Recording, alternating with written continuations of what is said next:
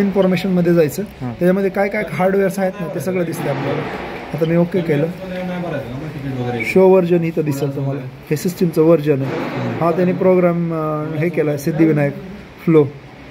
Okay, तो change करतो. हा स्टँडर्ड प्रोग्राम टाकला की मग तुम्हाला 420 कॉन्फिगरेशन येईल. ओके, ह्याच्यामध्ये शो आता टाकलेलं नाही का? नाही, हे तेच प्रोग्राम आहे ना, तो स्पेशली विकत घेतला आहे प्रोग्राम आपण.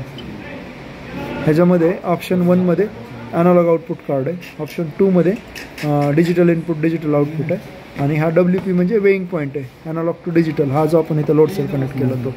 आता तुम्ही इंडिव्हिज्युअल याला मॉनिटर पण करू शकता. तुमचा आत्ता 12 आहे मिलियन्स बघा.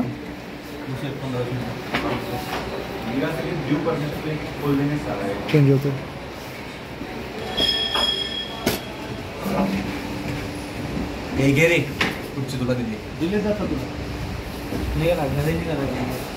चार झालं. हे तेच आहे, इथं तुम्ही बघू शकता. म्हणजे तुमचं हे जे तुम्ही मला विचारलं ना इकडं की हे काय, ऑप्शन 1 जे आहे ना ह्याच्यामध्ये तुमचं ॲनालॉग आउटपुट आहे. समजा मला एक VFD कंट्रोल करायचा असेल फॉर एक्झाम्पल, तर मी इथनं आता ह्या ज्या वायरी जोडलेल्या आहेत तर डायरेक्ट इथनं नेऊन त्याच्या जे काय म्हणजे त्याचा जो नाही, माझा हा सिग्नल जो आहे तो 420 आहे. हां, 420च मला पाहिजे. मला स्पीड ऑटोमॅटिक त्याला डायरेक्ट द्यायचा. हां, असं पेअर टू पेअर रिलेशन करायचं.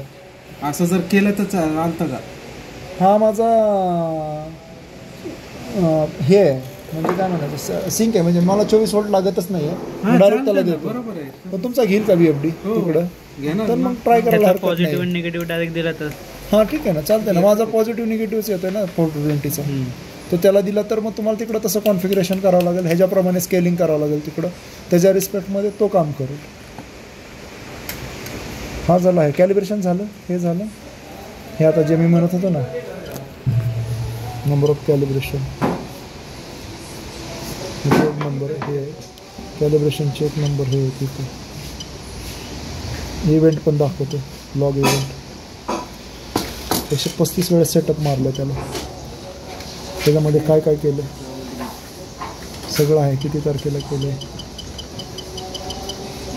हे ॲक्च्युली हे सगळं फार्माच्या रिलेटेड आहे, हे सगळं ट्रेसेबिलिटी आहे, कोणी काय केलं, काय कसं केलं ते सगळं. आम्हाला एवढं ॲडव्हान्स नाही पाहिजे, बस डिव्हाइसमध्ये काय केलं आहे.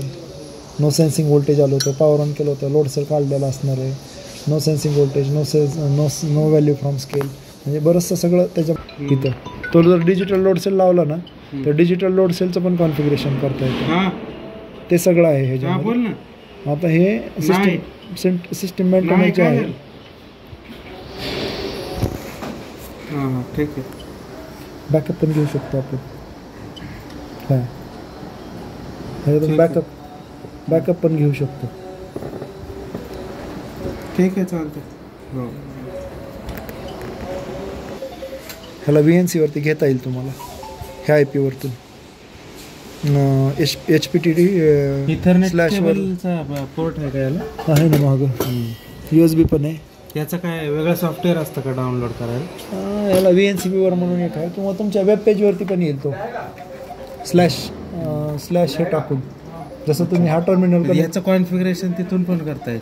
हां, मग तुम्ही एकदा ते पेज ओपन झाले की हे सगळे मेनू त्याच्यावर ओपन होत आहेत. जसं तुम्ही तो ट्रान्समीटर काय घेतला होता ना वेब पेजवरती, तसा हा पण घेता येईल.